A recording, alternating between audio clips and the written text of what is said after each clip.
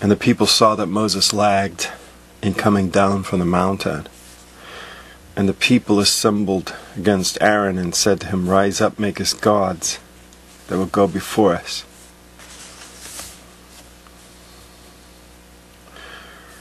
For this man Moses, we do not know what has happened to him. This man who brought us out of the land of Egypt.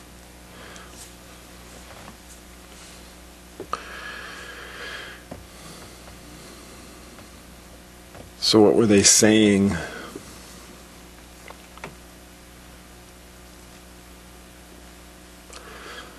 Moses brought us out of the land of Egypt.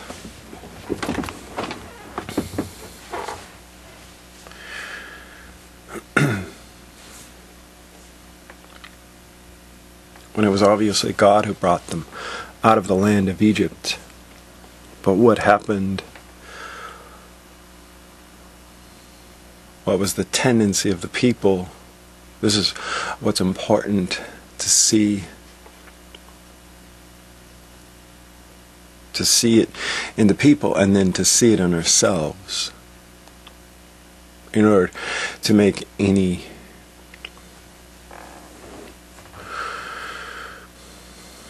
real sense of the message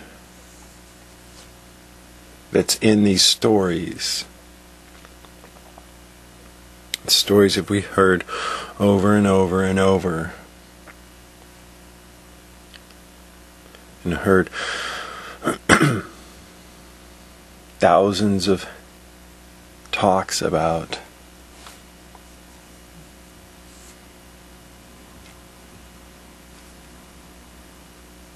But what's important about it is the people couldn't see God. They wanted to see God. They wanted to feel God. They wanted to touch God. They wanted to hold God. They wanted to see God sitting there. And then when they woke up the next day, they wanted to see God sitting there.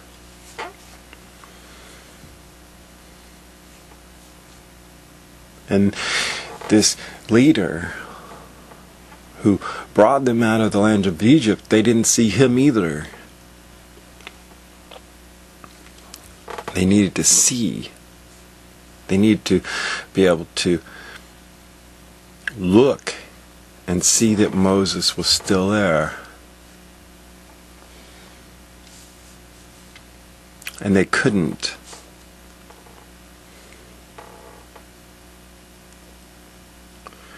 They couldn't see Moses. We don't know what's happened to him. We can't see him. So we need someone we can see.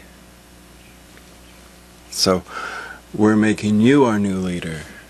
And we want a God that we can see. So you make us a God that we can see and hold and touch and control. We want to be able to wake up every day and see that this God is still there. We don't want a God we can't see.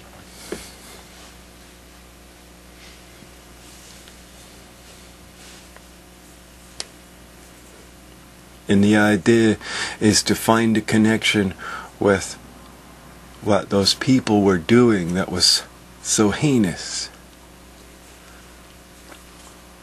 Not just this idea of making a God that would compete with the Holy One of Israel.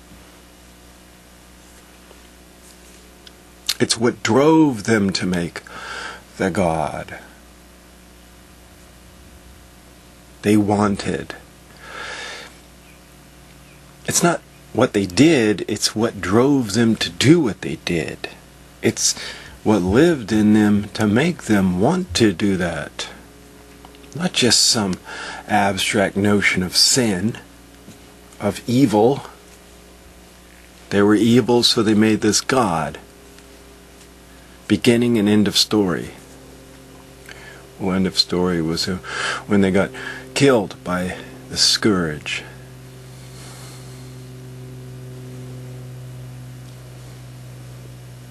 the important thing to do in this is to see the same thing in ourselves. To see what they were driven by. And to be able to find a connection. To be able to observe our tendencies, our own psychology, and to see how we're similar to those who made this great mistake, and why it is recorded, and why those words that were recorded have been preserved. That's the important thing, not just some abstract story that we tell to our children to keep this heritage of a certain people alive that we want to relate to. That would only be for the good of that certain people. Those who claim to be descendants of Abraham.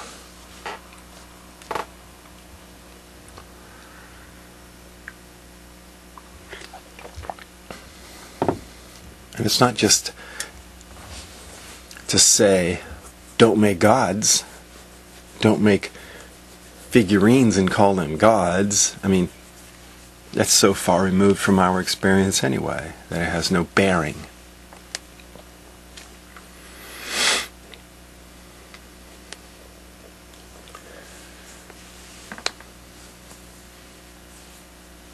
The drive,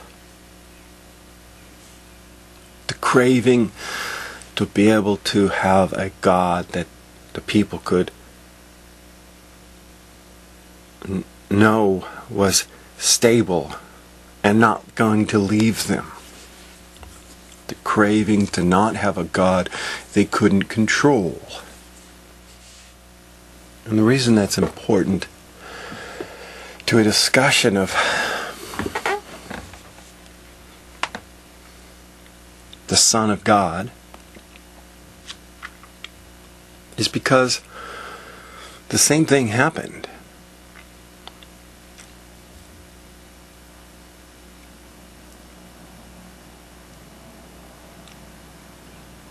The same thing kept happening.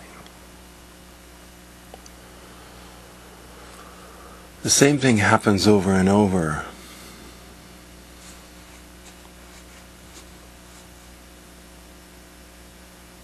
It happened in Israel.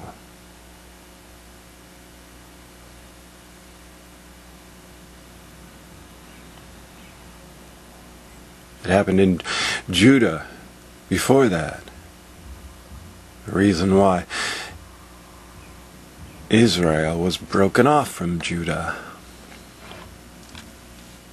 And then in the northern kingdom of Israel, they did the same thing. They made little statues and said they were gods.